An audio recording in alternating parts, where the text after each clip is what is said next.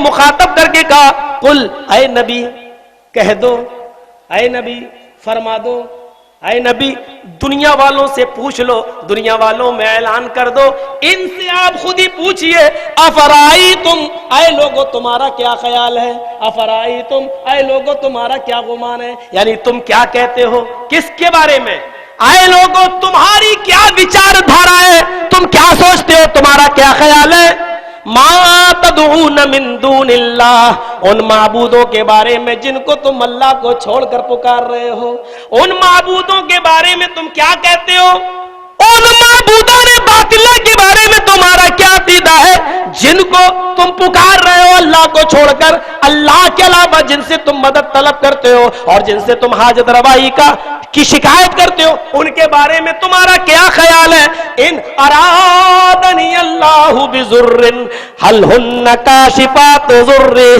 اگر اللہ مجھے کوئی نقصان پہنچانا چاہے، اللہ کے رسول نے اپنے بارے میں کہا ہے ان ارادنی اللہ بضر، اے نبی سوال کرو ان عرب کے کافروں سے پوچھو جو اللہ کو چھوڑ کر غیروں کو پکار رہے ہیں، ود سوا یغوث یعوق اور نصر، یہ کون تھے، یہ پتھر کی مورتیاں نہیں، یہ قوم کے بزرگ اور نیک لوگ تھے، اور وہ لوگ اللہ تک پہنچنے کے لیے نیک لوگوں کا اور بزرگوں کا سہارا اور وسیلہ لیا کرتے تھے، تو اللہ تعالیٰ نے کہا اے نبی آپ سوال کریے کہ تم اللہ کو چھوڑ کر جن بزرگوں کا سہارا اور جن بزرگوں کا وسیلہ لے رہے ہو اور اللہ کو چھوڑ کر تم جن سے مدد طلب کر رہے ہو، تمہارا کیا خیال ہے، ان سے پوچھو ان بزرگوں کے بارے میں، ان غیر ان معبودان باطلہ کے بارے میں تمہارا کیا خیال ہے، ان ارادنی اللہ بضر، اگر اللہ مجھے کچھ نقصان پہنچانا چاہے، اگر اللہ محمد کو یعنی مجھے کوئی تکلیف پہنچانا چاہے، هل ہن کاشفات ضرہ، تو کیا کوئی ہے جو اللہ کی پہنچائی ہوئی تکلیف سے مجھے بچا سکے، ہے کوئی جو اللہ کی پہنچائی ہوئی تکلیف سے مجھے دور کر سکے، یعنی اگر اللہ مجھے تکلیف ہی دینا چاہتا ہے تو ہے کوئی ان معبودان باطلہ میں، ان ود سوا یغوث یعوق نصر میں اور خانہ کعبہ میں رکھی ہوئی وہ 360 مورتیاں جو در حقیقت بزرگوں کی مورتیاں تھیں اور وہ لوگ ان کے روپک بنایا کرتے تھے، در حقیقت وہ مورتیوں کے پجاری نہیں تھے بلکہ وہ بزرگوں کے پجاری تھے، اس لیے کہا کہ کیا خیال ہے، پوچھو آپ ان سے پوچھو اگر اللہ مجھے کوئی نقصان پہنچانا چاہے تو یہ معبودان باطلہ کیا اللہ کی طرف سے آنے والی مصیبت جو میرے اوپر آنے والی ہے تو کیا وہ روک سکتے ہیں، کیا وہ اس کو دور کر سکتے ہیں، چلیے ایک دوسرا سوال بھی کریے، او ارادنی اللہ برحمت، اگر اللہ مجھے کوئی خیر پہنچانا چاہے، اگر اللہ میرے اوپر کوئی فائدہ مند چیز مجھے دینا چاہے، اگر میرے اوپر کوئی بھلائی نازل کرنا چاہے تو پوچھو کیا یہ لوگ جن کو تم اللہ کے علاوہ پکار رہے ہو هل ہن کاشفات رحمتی، اللہ کی طرف سے اترنے والے خیر سے مجھے روک سکتے ہیں، اللہ اگر خیر دینا چاہے تو کیا ان کے اندر روکنے کی طاقت ہے، کیا یہ روک سکتے ہیں، ہائے ہائے کیسا سوال کیا، اس سوال کو یہیں تک رہنے دیتا ہوں، تشریح کرنے کی ضرورت نہیں ہے، تشریح کریں گے تو مولانا جرجیز خود اس اصول سے ہٹ جائیں گے جو اصول انہوں نے شروع میں پیش کیا تھا کہ ہمارے آپسی جھگڑے ہیں ان کو گھر میں بیٹھ کر ہم حل کریں گے۔ میرے بھائیوں بس اس آیت کے ترجمے پر ہی غور کریے، اور اس کے بعد پھر کیا کہا، اے نبی آپ ان سے دنیا والوں سے سوال کریے، ان دنیا والوں سے پوچھئے جو اللہ کے علاوہ دوسروں کو پکارتے ہیں اور دوسروں سے مدد طلب کرتے ہیں، ان سے کہیے کیا خیال ہے، اگر اللہ مجھے کوئی نقصان پہنچانا چاہے، اگر اللہ مجھے کوئی تکلیف دینا چاہے تو کوئی ہے جو مجھے میری دی ہوئی تکلیف سے مجھے اللہ کی دی ہوئی تکلیف سے مجھے بچا سکے، جب اللہ دینا چاہتا تو کون بچا سکتا ہے۔ میرے بھائیو ہر فرض نماز کے بعد اللہ کے نبی یہ دعا پڑھا کرتے تھے، اللہم لا مانع لما اعطیت ولا معطی لما منعت، اللہ تو جس کو کوئی چیز دینا چاہے ساری دنیا مل کر چھین نہیں سکتی، اور جس سے کوئی چیز چھین لے ساری دنیا مل کر اسے وہ چیز دے نہیں سکتی۔ تو خود توحید کی دعوت دے رہے ہیں اور لوگوں سے پوچھ رہے ہیں اگر اللہ مجھے کوئی تکلیف دینا چاہے تو کوئی روک سکتا ہے، یعنی معبودان باطلہ میں طاقت نہیں ہے کہ وہ روک لیں، خود میرے اندر طاقت نہیں ہے کہ اس تکلیف کو دور کر دیں۔ پھر اگر اللہ مجھے کوئی رحمت کوئی خیر پہنچانا چاہے تو کوئی ہے جو اس خیر سے روک سکے، اللہ مجھے کوئی بھلائی دینا چاہے تو ہے کوئی اس بھلائی سے روک سکے۔ اس کے بعد پھر کیا کہا، قل کہہ دو، تصور کرنا، قل آگے اللہ نے کہا قل کہہ دو حسبی اللہ، بس میرے لیے تو اللہ ہی کافی ہے. یعنی معبودان باطلہ جب اللہ کی طرف سے دی ہوئی مصیبت کو ڈال نہیں سکتے اور اللہ کی طرف سے ملنے والی رحمت کو روک نہیں سکتے تو پھر میرے لیے تو اللہ ہی کافی ہے، پھر ہم دوسروں پر کیا بھروسہ کریں؟ قل اے نبی کہہ دو حسبی اللہ، میرے لیے اللہ کافی ہے، اور علیہ یتوکل المتوکلون، اور اسی پر ہی بھروسہ کرنے والے بھروسہ کرتے ہیں. لفظ علیہ کو پہلے لے آنا، یتوکل المتوکلون کو بعد میں لانا اس بات کی دلیل ہے کہ حصر تاکید معنی میں زوردار الفاظ پیدا ہو جاتے ہیں. یعنی بھروسہ کرنے والے صرف اسی پر بھروسہ کرتے ہیں اور اس کے علاوہ کسی اور پر بھروسہ نہیں کرتے. علیہ یتوکل المتوکلون، اے نبی کہہ دو میرے لیے اللہ ہی کافی ہے، ہمیں معبودان باطلہ کے پاس جانے کی ضرورت نہیں، ان پر بھروسہ کرنے کی ضرورت نہیں، ان پر اعتماد کرنے کی ضرورت نہیں. بھروسہ کرنے والے توکل کرنے والے تو اسی کی ذات پر توکل کرتے ہیں، اسی پر بھروسہ کرتے ہیں. آئیے اسی ضمن میں کیسے بھروسہ کیا جاتا ہے صحیح بخاری شریف کا وہ واقعہ آپ کے سامنے رکھ دینا چاہتا ہوں جس سے اور وضاحت پیدا ہو جائے. اللہ کی طرف سے ایک مصیبت آئی ہے، دیکھیے اس مصیبت میں 3 بندے ایک غار کے اندر گھرے ہوئے ہیں اور ایسے موقع پر وہ کیسے نکلنے کی پلاننگ کر رہے ہیں اور وہ کس کے اوپر بھروسہ کر رہے ہیں. اللہ کے نبی فرماتے ہیں بنی اسرائیل کے 3 لوگ کسی جنگل کا سفر کر رہے تھے، ان کو بارش نے آ گھیرا، ان کو بارش نے آ لپکا، ان کو بارش نے آ پکڑا. اب بارش کے وہ شکار ہو گئے، وہ ایک غار میں پہاڑ کے دامن میں چھپ گئے، ایک غار میں چلے جاتے ہیں. لیکن بارش اتنی تیز تھی کہ اس بارش کی وجہ سے ایک بہت بھاری پتھر پہاڑ کے اوپر سے لڑکتا ہوا آیا اور اس غار کے دروازے پر آ کر رک گیا. یہ لوگ اس غار کے اندر پھنس جاتے ہیں اور اندر رک گئے، باہر نکلنے کا چانس ختم.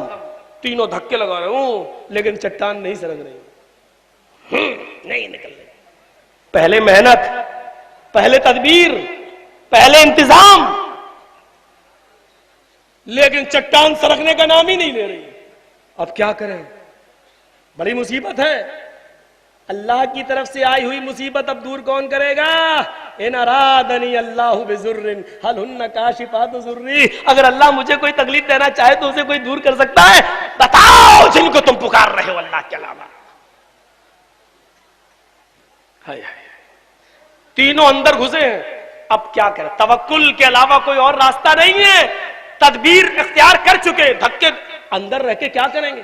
کوئی کدال بھی نہیں، پھاوڑا بھی نہیں، ہتھوڑی بھی نہیں، کلاڑی بھی نہیں کہ توڑے پتھر کو تاڑ تاڑ، کچھ نہیں. کیا کریں گے؟ سر تو ماریں گے نہیں، خود پھوٹے گا. کیا کریں؟ ساری تدبیریں کر چکے نہیں تو آپس میں گفتگو کرتے اور ایک نے مشورہ دیا اپنے اپنے اعمال اپنے رب کے سامنے پیش کرو. جس نے وہ عمل صرف خالصتاً للہ کیا ہو، اللہ کے لیے کیا ہو، اور اسی عمل کو وسیلہ بناؤ. ہے ایک ایک چیز کیسی صاف ستھری ہے پھر بھی ہماری سمجھ میں نہیں آ رہا ہے. اپنے عمل کا وسیلہ بناؤ. وہ تینوں بھی جانتے ہیں جو غار میں پھنسے ہوئے ہیں یہاں کوئی کام نہیں آئے گا. وہ جانتے ہیں یہاں کوئی مدد نہیں ہو سکتی، اگر میرے کوئی کام آئے گا تو وہ اللہ کی ذات ہے، اللہ ہی ہے جو ہمارے کام آئے گا. ان تینوں میں مشورہ ہوتا ہے اپنے اپنے اعمال پیش کرو اور اسی عمل کے اللہ کے سامنے رکھ کر کہو اے اللہ میں نے یہ عمل تیری رضا مندی کے لیے کیا تھا، اگر واقعی میں نے ایسا کیا اور تو اچھی طرح جانتا ہے تو اس کا دروازہ کھول دے، اس کا منہ کھول دے. بخاری شریف کی روایت ہے ان میں سے ایک آدمی گویا ہوا ایک آدمی بولتا ہے، دعا کرتا ہے الہ العالمین. دعا کے الفاظ دیکھیے، الہ العالمین تو اچھی طریقے سے جانتا ہے، تجھے اچھی طریقے سے معلوم ہے میرے یہاں ایک مزدور مزدوری کیا کرتا تھا، ایک عامل میرے یہاں عمل کیا کرتا تھا، چند کلو دھان کے عوض میں نے اس کو رکھا تھا، तुम ये काम फिनिश करोगे मैं तुम्हें इतने किलो धान दे दूंगा। उसने पूरी मजदूरी नहीं की, कोई काम कोई मुसीबत उस पर आ गई और वो बीच में ही मजदूरी को पूरा किए बगैर चला गया। उसने मुझसे मजदूरी मांगी, मैंने उसको देना चाहिए, लेकिन उसने उसको कम समझा। कहा नहीं नहीं, मेरी मुसीबत का नाजायज फायदा क्यों उठा रहे हो, इतना दो। कहा जब तुमने पूरा काम किया ही नहीं तो उतना क्यों दूं, इतना काम किया इतना ही। वो गुस्से में छोड़कर चला गया था। आय अल्लाह, तू अच्छी तरह जानता है मैंने उसकी जो मजदूरी बनती थी जितने किलो धान, उस धान को मैंने एक जमीन के अंदर बो दिया, उससे बहुत ज्यादा धान पैदा हुए, फिर उन धानों को बहुत फिर बो दिया, फिर और ज्यादा धान पैदा हुए, फिर मैंने उसके उन धानों को बेचकर गायें खरीदी, फिर उन गायों से बच्चे हुए, फिर उन बच्चों को बड़े हुए, फिर उन बच्चों से बच्चे हुए और गायों का एक रेवड़ तैयार हो गया। वो कई सालों के बाद मजदूर मेरे पास आया और कहने लगा देखो मुझ पर जुल्म न करो, तुम्हें अल्लाह के यहाँ हिसाब किताब देना है, अल्लाह को मुंह दिखाना है, मेरी जो मजदूरी बनती है वो मुझे दे दो, मैं आज भी परेशान हूं। मैंने उस आमिल को पहचान लिया और उसने जब मुझसे ये बात कही तो मैंने कहा हाँ भाई तुम्हारी मजदूरी मेरे जिम्मे है, मेरे पास महफूज है, मैं कहां मना कर रहा हूं। ये गायों का जो रेवड़ तुम देख रहे हो ये सारा का सारा रेवड़ तुम्हारा है, तुम ले जाओ। उसने कहा देखो अल्लाह के बंदे मजाक मत करो, मैं वैसे ही परेशान हूं और तुम मजाक कर रहे हो, मेरी मजदूरी चंद किलो धान बनती है और तुम गायों का रेवड़ देने की बात करके मेरा मजाक उड़ा रहे हो। मैंने उससे कहा अल्लाह के बंदे मैं मजाक नहीं उड़ा रहा हूं, तुम्हारे धान को मैंने जमीन में बोया, पैदा हुआ, फिर उसको बोया, फिर पैदा हुआ, उसको बेचा, गाय खरीदी, गायों से गाय के बच्चे, बच्चों से फिर गाय, इस तरीके से पूरा एक रेवड़ ये तुम्हारा है, ले जाओ अल्लाह की कसम ये तुम्हारा है। उसने उन गायों को खोला, अपनी रस्सी में बांधा और वो लेकर जाने लगा और उसने ढेर सारी दुआएं दी। आय अल्लाह तू अच्छी तरीके से जानता है मैंने सारी की सारी गाय उसको दे दी और ये अमल मैंने तेरी रजामंदी के लिए तुझे खुश करने के लिए किया था ताकि तू मुझसे राजी हो जा। आय अल्लाह तू अच्छी तरीके से जानता है, आय मेरे परवरदिगार रास्ता खोल दे, हम लोग बड़ी मुसीबत में, निकाल दे रास्ता ताकि हम लोग निकल जाएं। बुखारी शरीफ के अल्फाज है, हदीस के अल्फाज है, थोड़ी सी चट्टान सरकती है, गार का दरवाजा थोड़ा सा खुलता है, वो पत्थर अपनी जगह से थोड़ा सा हटता है, फिर निकलने की कोशिश कर रहे तीनों लेकिन नहीं निकल पा रहे। दरवाजा खुला है लेकिन इतना नहीं कि सब निकल जाए, इतना नहीं कि तीनों में से कोई एक निकलने का रास्ता नहीं है। रास्ता खुला, थोड़ा सा चट्टान सरकी थोड़ी सी, लेकिन इतनी नहीं कि निकल सके। अब दूसरा उसका नंबर आया, दूसरे ने कहा आय अल्लाह तू अच्छी तरह जानता है मेरे परवरदिगार तुझे अच्छी तरीके से मालूम है मैं भेड़ों को बकरियों को चराया करता था, मैं जंगल में जाता था, जंगल में बकरियों को चरा कर जब शाम को घर वापस आता था तो बकरियों का दूध दोहकर उसको गर्म करके सबसे पहले मैं अपने माँ बाप को पिलाया करता था, माँ बाप को पिलाने के बाद फिर मैं अपने बीवी को और अपने बच्चों को पिलाता था। तू अच्छी तरीके से जानता है, एक हमको भी दे दो भाई, गला भी साफ होता रहेगा। गला साफ करने का मतलब ये नहीं कि बिल्कुल, आप लोग तो दूसरा माना ले लेते हैं ना, तो जरा सुनिए मेरे भाइयों, बड़ी दिलचस्प।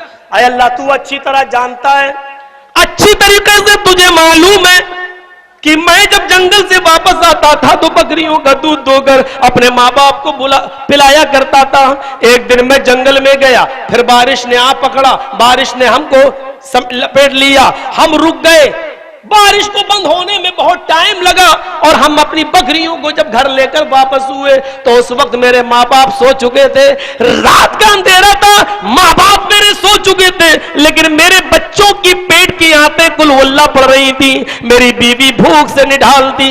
आय अल्लाह, ऐ ایسے موقع پر بھی میں نے سب سے پہلے اپنی بکریوں کا دودھ دوہا اور پیالے میں لے کر میں اپنے باپ کے سرہانے کھڑا ہو گیا. میری بیوی مجھ سے کہتی یا تو اپنے باپ کو اٹھاؤ اور دودھ پلا دو, نہیں اٹھانا چاہتے ہو تو بچوں کا خیال رکھو, یہ بچے بھوک سے بلبلا رہے ہیں. ہم لوگ تو بھوک برداشت کر سکتے ہیں لیکن بچے کیسے؟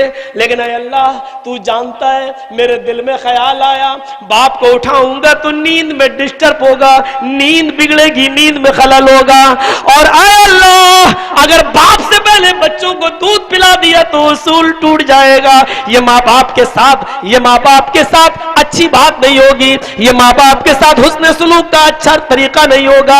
اے اللہ میں پسو پیش میں رہا لیکن میں نے بچوں کو بھوکا رہنے دیا, اپنی بیوی کو بھوکا رہنے دیا اور باپ کو نہیں اٹھایا. جب اپنی مرضی سے میرے ابو کی آنکھ کھلی, میری اپنی مرضی سے جب ان کی آنکھ کھلی تو میں نے دودھ کا پیالہ ان کے سامنے پیش کر دیا اور میرے باپ نے دودھ پی لیا اور اس کے بعد میں وہ سو گئے, پھر لیٹ گئے دعا دے کر, اور اس کے بعد میں نے اپنے بیوی اور بچوں کو دودھ پلایا.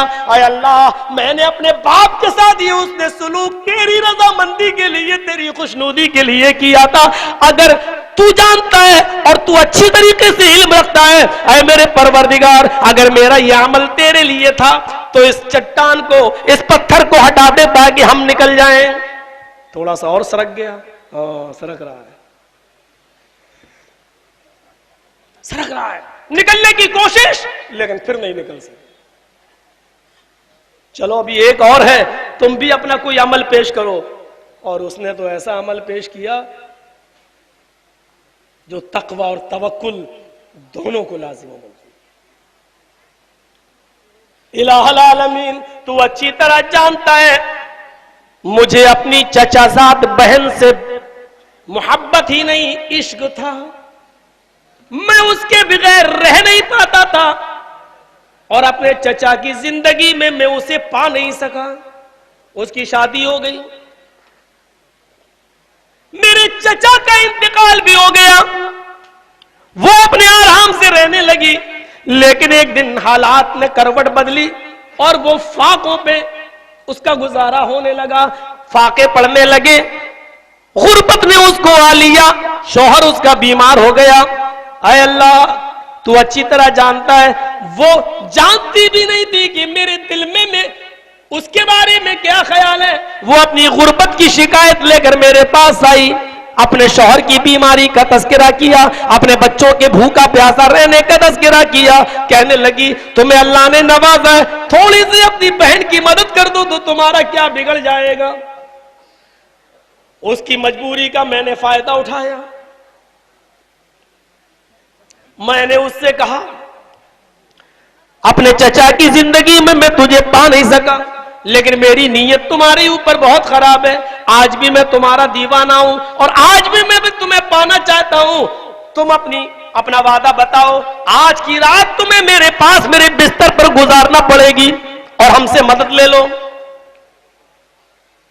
وہ تھوڑی سی کسمس آئی لیکن اس کی نظروں میں بچوں کا نقشہ اور اپنے شوہر کا نقشہ آیا. اس نے آنکھوں میں آنسو بھر لیے لیکن مجبور کیا نہیں کرتا, مجبوری کیا نہیں کراتی انسان سے. اور اس نے جب یہ سنا تو اس نے ہاں کر لی اور میں نے اس کی تھوڑی سی مدد کر دی. اور بھی تمہاری مدد کروں گا, تم رات میں میرے پاس آنا.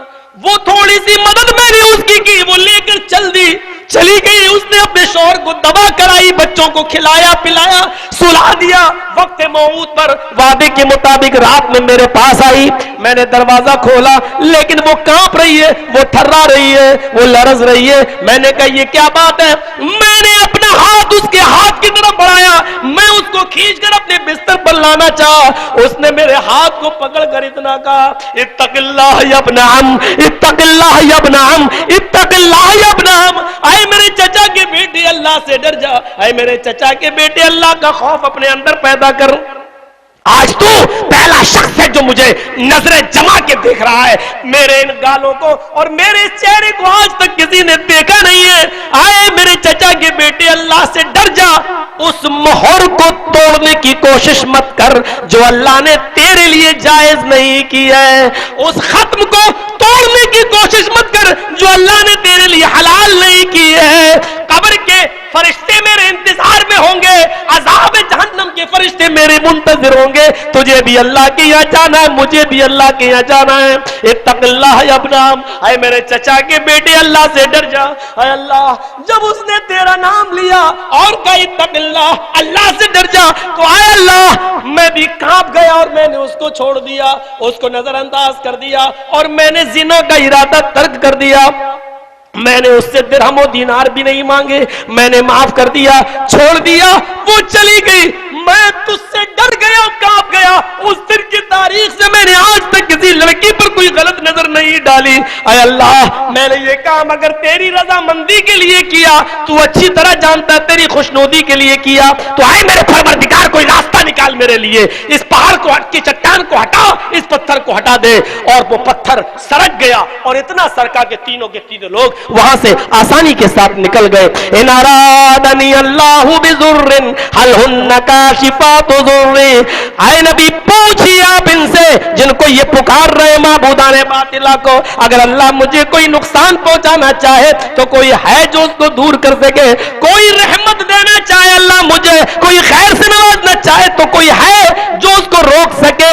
قل حسبی اللہ, کہہ دو میرے لیے اللہ کافی ہے. علیہ یتوکل المتوکلون, اور اسی کے اوپر توکل کرنے والے توکل کرتے ہیں, اسی کے اوپر بھروسہ کرنے والوں کو بھروسہ اور اعتماد ہوتا ہے. میرے پیارے ساتھیوں, ذرا اس واقعے کو ہم نے اپنے سامنے رکھا ہے. آئیے ایک واقعہ حدیث کی روشنی میں ہم اور دیکھتے ہیں. یہ واقعہ بھی امام بخاری کے اندر درج کرتے ہیں. غزوہ ذات الرقاع کے موقع پر, غالباً غزوہ ذات الرقاع کے موقع پر جب واپسی ہوئی اس غزوے سے, تو اللہ کے رسول صلی اللہ علیہ وسلم اور صحابہ کا گزر ایک وادی کے پاس سے ہوا جو ببول کے بڑے بڑے درختوں سے گھری ہوئی تھی.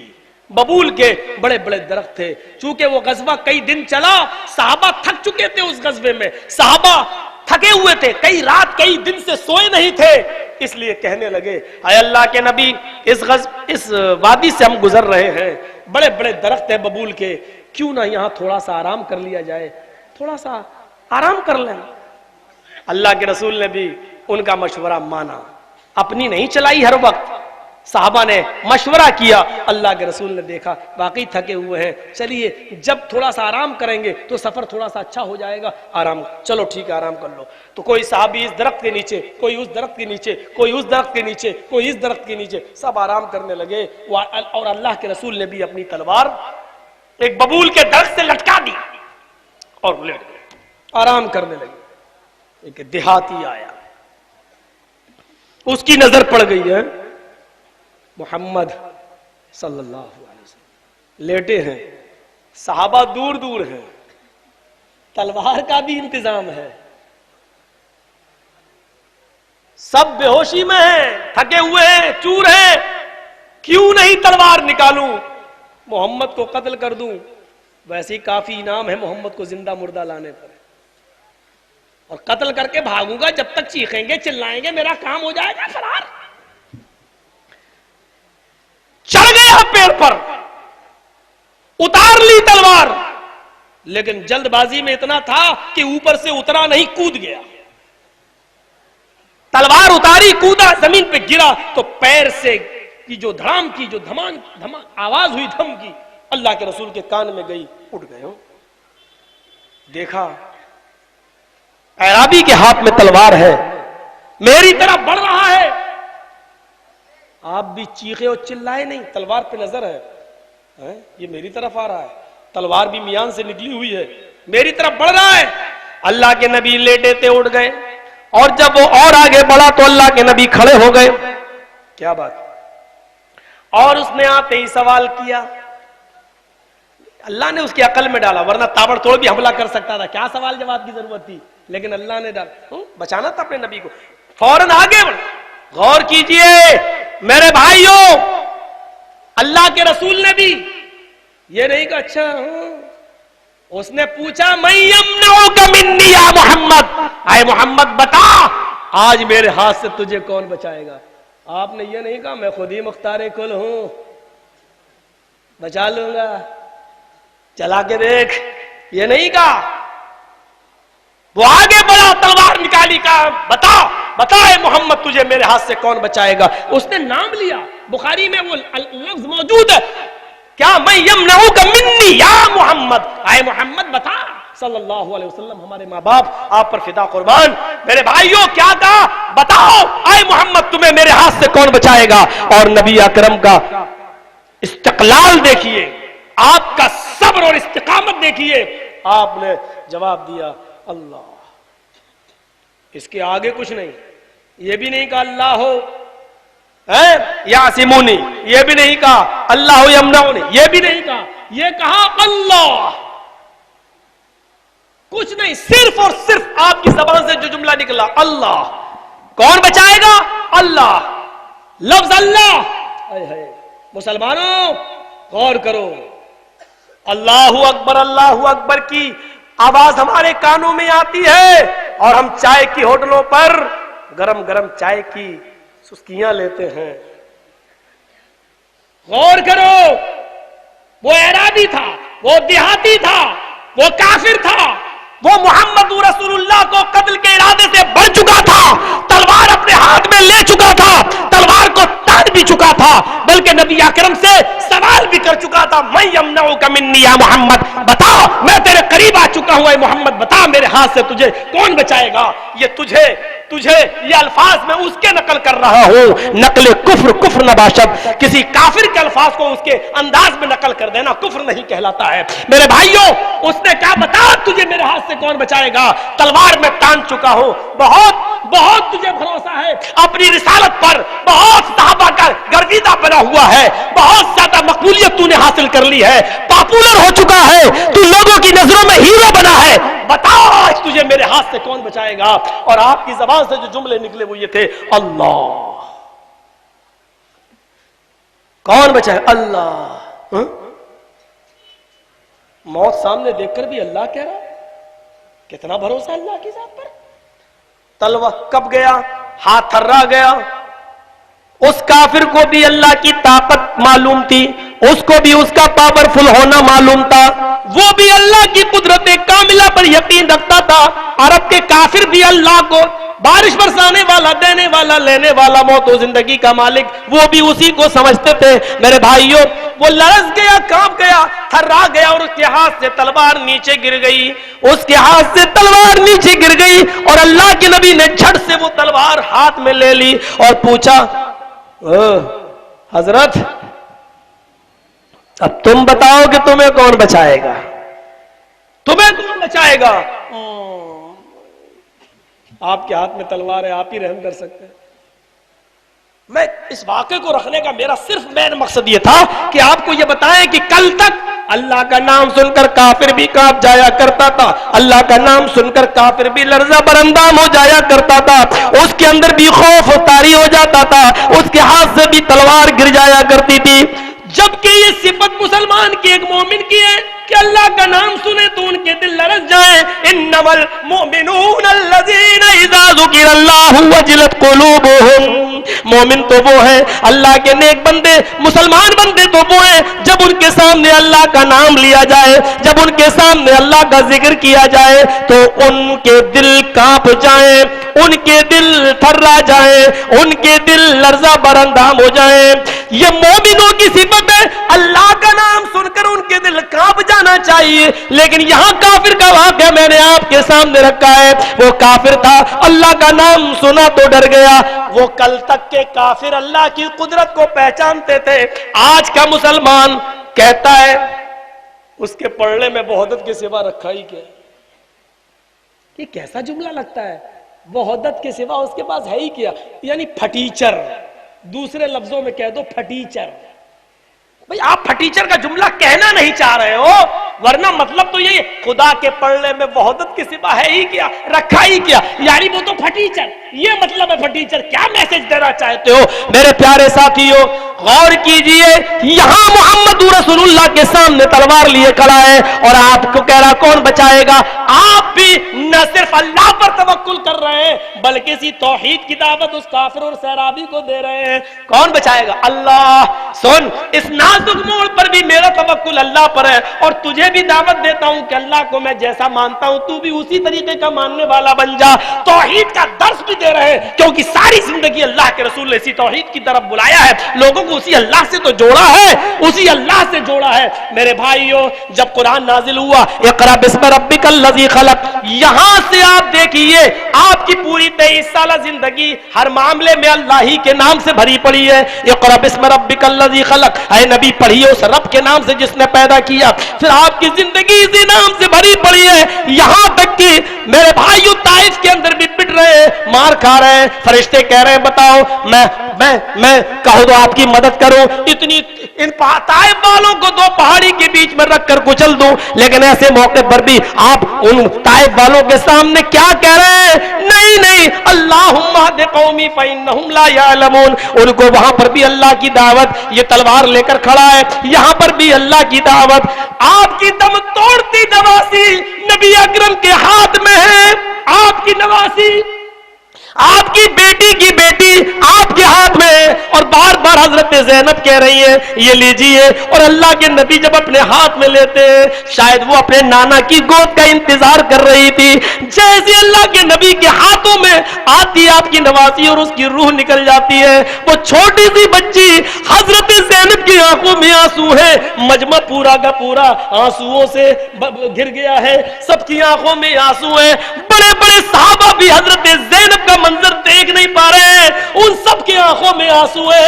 محمد رسول اللہ کی بھی آنکھیں آنسوؤں سے ڈبڈبا رہی ہیں. سارے صحابہ بیٹھے ہیں, صحابیات نے اس گھر کو گھیر رکھا ہے, لیکن ایسے نازک موڑ پر بھی محمد رسول اللہ درس دے رہے ہیں انا للہ و انا الیہ راجعون. ہم سب اللہ ہی کے لیے اسی کی طرف سے آئے ہیں, اسی کی امانت ہے اور ہم سب کو اسی کی طرف لوٹ کر جانا ہے. ایسے نازک موڑ پر بھی آپ لوگوں کا رشتہ اللہ سے جوڑ رہے ہیں اور حضرت زینب کو صبر کی تلقین فرما رہے ہیں. میرے پیارے ساتھیوں ذرا غور کرو, بڑے 8 دن تک مسلسل محنت کی, چلے آپ نے سفر کیا, 8 دن تک مسلسل تگو دو کرنے کے بعد مکے سے مدینہ پہنچے. مدینہ سے ابھی 7-8 کلومیٹر کوئی دوری پر پہلے رک جاتے, وہاں قبا ہے, قبا, اسی قبا کے میدان میں ابھی 5-6-7 کلومیٹر کی دوری پر مدینہ رہ گیا ہے. آپ کو مدینہ جانا ہے, لیکن صحابہ تھکے ہیں. جن جانوروں پر صحابہ بیٹھے ہوئے تھے وہ جانور بھی تھکے ہوئے ہیں, پیاس کی وجہ سے انہوں نے اپنی زبانیں باہر نکال لی ہے. بے زبان مخلوق لمبی لمبی لیٹی ہوئی ہے, اونٹ تھکے ہوئے ہیں, زبانیں باہر نکلی ہیں. صحابہ بھی درخت کے سائے میں آرام فرما رہے ہیں کہ تھوڑا آرام کر لیں, 8 دن 8 رات کا مسلسل سفر ہے, تھوڑا آرام کر لیں. سارے صحابہ آرام کر رہے ہیں, بے زبان مخلوق گھوڑے, گدھے, بکریاں, بھیڑیں, اونٹ لمبے لمبے لیٹے تھکے ہوئے اور زبان ان کی بھی باہر نکلی ہوئی ہے, یہ سب آرام کر رہے ہیں. اور محمد رسول اللہ ایک اینٹ 2 پہاڑیوں کے بیچ میں رکھ رہے ہیں. اس اینٹ کو رکھ کر آپ وہاں مسجد قباء کی بنیاد رکھ رہے ہیں, اور جیسے اس کو وہاں رکھتے ہیں نماز کا وقت ہوتا ہے, وہی آواز دی جاتی ہے حی علی الصلاۃ, یا اللہ اکبر. میرے بھائیوں میں یہ نہیں کہہ رہا ہوں کہ اس وقت اذان کے کلمات لاگو ہوئے تھے یا نہیں, میں یہ میسج دینا چاہتا ہوں کہ وہ مسجد قباء کی بنیاد اس لیے رکھی گئی تاکہ آج ساری دنیا دیکھ لے کہ سب کو فکر ہے سونے کی, اور محمد رسول اللہ کو فکر ہے کہ یہاں ایسا اللہ کا گھر بن جائے کہ اس وادی میں بھی اللہ کا نام گونجتا رہے. آگے آنے والی نسل اور یہ جنگل, یہ پہاڑ, یہ چوٹیاں, یہ پہاڑ, یہ ساری کی ساری چیزیں گواہ بن جائیں کہ محمد رسول اللہ نے اللہ کی عبادت کے لیے یہاں پر بھی کوئی گھر بنایا تھا. میرے بھائیوں یہ اللہ کی طرف جوڑنے والا رشتہ تھا. یہاں تک کہ آپ کا آخری وقت ہے, اس دنیا سے رخصت ہو رہے ہیں, اللہ کو پیارے ہونے والے, شروعات کی تھی زندگی کے اللہ کے نام سے, آج اللہ کو پیارے ہونے والے ہیں.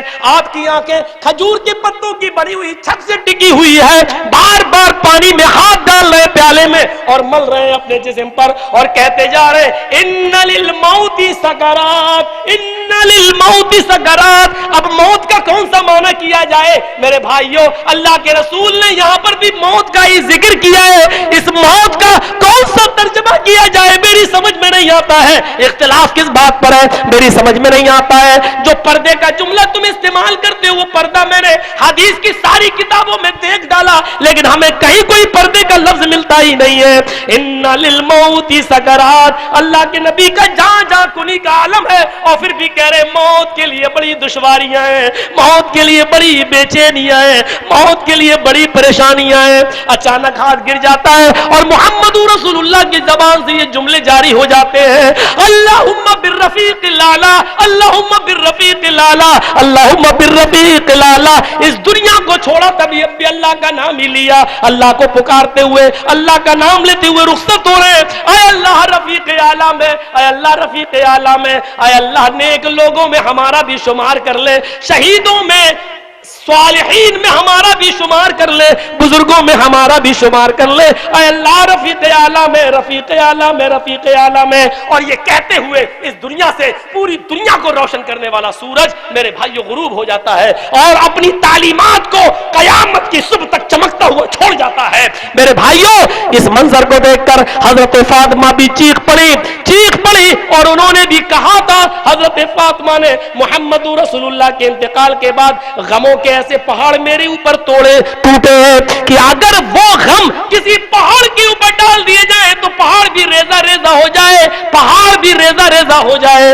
और वो गमों के पहाड़ अगर किसी दिन के ऊपर डाल दिए जाए तो दिन भी रात में बदल जाए। मेरे प्यारे भाइयों, अंदाजा लगाइए, ये था मोहम्मद रसूलुल्लाह की दावत। इन्नमल मुमिनून अल्लज़ीना इज़ा ज़ुकिरल्लाहु वजिलत क़ुलूबुहुम व इज़ा तुलियत अलैहिम आयातु ज़ादतहुम ईमाना। और मोमिन तो वो है जब उसके सामने अल्लाह का जिक्र किया जाए तो वो उसका दिल लरज जाए। और आगे देखिए, वइज़ा तुलियत अलैहिम आयातुहु, और जब कुरान पढ़ा जाए, तिलावत उसके सामने की जाए, ज़ादतहुम ईमाना, तो उसके दिल में इजाफा हो जाए, उसका दिल बढ़ जाए। हजरत तुफैल दौसी जंगल में गए, कुरान की आवाज सुनी, लोगों ने इनको रुई दे दी, कानों में लगाए रहना। यहां मोहम्मद जादूगर पैदा हुआ है, अगर उसके अल्फाज तुम्हारे कानों में चले गए तो जादू का असर हो जाएगा। उन्होंने एक दिन देखा मोहम्मद नमाज पढ़ रहे हैं, चलो इनको थोड़ी मालूम है, ये जोर जोर से तिलावत कर रहे हैं, इनके पीछे मैं ही थोड़ा कुरान सुन लूं। उसने अपनी रुई हटाई, थोड़ी देर कुरान सुना, हजरत तुफैल दौसी की दिल की दुनिया बदल गई और वो ईमान ले आए। वही अब्दुल्ला जुल बजादैन जो अब्दुल उज़्ज़ा के नाम से मशहूर है, भेड़ और बकरियों का चराने वाला है, लेकिन जब जंगल में जाता है और सहाबा को कुरान गुनगुनाते हुए सुनता है तो उसका ईमान भी लरस जाता है और उसके दिल में भी इजाफा हो जाता है। और वो अपने चचा को सब कुछ कुर्बान कर दिया, पगड़ी उतार दी, कुर्ता उतार दिया, जूते उतार दिए, और लास्ट में चचा ने कहा या तो मोहम्मद को छोड़ो या तो कुरान को छोड़ो या लुंगी भी उतारो, तो उसने लुंगी भी उतार दी। लोगों ने कहा आए अब्दुल्ला, आए अब्दुल उज़्ज़ा, ये क्या है? और उसने चीखते हुए कहा मैं मोमिन हूं, मैं मोमिन हूं। इस हाल में लफ्ज़ मोमिन कैसा लग रहा है? मेरे प्यारे साथियों, जरा गौर करो, वो सुमामा इब्ने उसाल जो मस्जिद नबी के सुतून से बांध दिया गया है, मोहम्मद रसूलुल्लाह को कुरान 3 दिन पढ़ते हुए सुनता है और कुरान की आयतें उसके घर में गिर जाती हैं, नबी अकरम का अखलाक देखता है और वो भी इस्लाम लाए बगैर नहीं रह पाता है। ये कुरान के असरात थे जो इंसानी जिंदगी पर मुरतब होते हैं। मेरे भाइयों, अब आप अंदाजा लगा सकते हैं, हजरत उमर जो जनाब मोहम्मद रसूलुल्लाह की गर्दन उड़ाने के इरादे से जाते हैं, लेकिन अपनी बहनोई को मारने के बाद जब कुरान की चंद आयतें सुनते हैं तो उनके दिल की दुनिया बदल जाती है। और वही हजरत उमर आते हैं और मजलिस रसूल में बैठकर ईमान लाते हैं, इस्लाम कबूल करते हैं और उसी कुरान से अपना रिश्ता उस्तवार कर लेते हैं। और यही वही उमर है जो कुरान से रिश्ता उस्तवार करने के बाद, जोड़ने के बाद इतने बड़े कुरान के शेदाई बनते हैं, इतने बड़े शेदाई बनते हैं कि जब उनकी बड़ी बड़ी महफिलें सजा करती थी, बड़ी बड़ी सहाबा किराम को, बड़ी बड़ी शख्सियतों को वो मशवरा करने बुलाया करते थे, तो उस मशवरों की मीटिंग में हजरत अब्दुल्ला इब्ने अब्बास भी शरीक हुआ करते थे, जो बहुत ही कम उम्र थे, बहुत ही छोटे थे। और बड़े बड़े सहाबा को एतराज था, आए उमर, आए अमीरुल मोमिनीन, हम बड़े बड़े बुजुर्ग सहाबाओं में ये बच्चा अगर क्या करता है? तो हजरत उमर ये कहकर टोक दिया करते थे,